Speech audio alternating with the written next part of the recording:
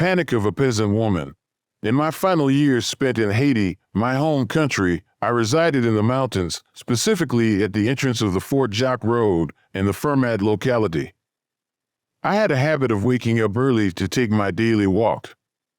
One morning, at dawn, as the sky was still filled with bright and rosy hues, I cheerfully crossed the steep path leading to Platon Eucalyptus, when I suddenly saw a peasant woman emerge from a path, who was likely heading to the market.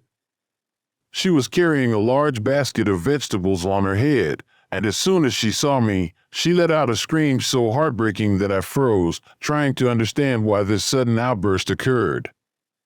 After throwing her basket of vegetables with a crash on the dusty and pebbled road, the frightened girl ran away like a scared rat, shouting at the top of her lungs, "On way! Help!" Later, I learned that this young market woman, named Marie Rose, had rushed into the courtyard of her godfather, Auxilian, to seek help. She was on the brink of fainting and had told him that she had just come across a horrible werewolf who had almost pounced on her to suffocate her.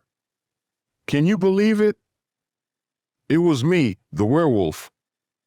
I sought an explanation for the unexpected and surprising reaction of this country girl of 17 or 18 years old, and came to think that her strange behavior could only be attributed to the outdated education she had received.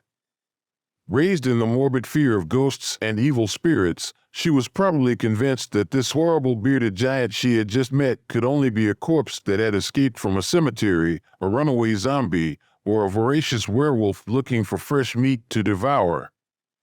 A quarter of an hour after Mariro's panic, I felt an intense retrospective fear at the thought that I could have been accidentally lynched by a whole pack of horrified and credulous peasants.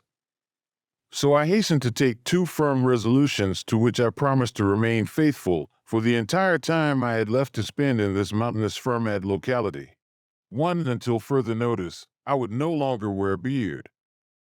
2. For my morning jog, I would now only practice it after sunrise. Claude, Dambreville.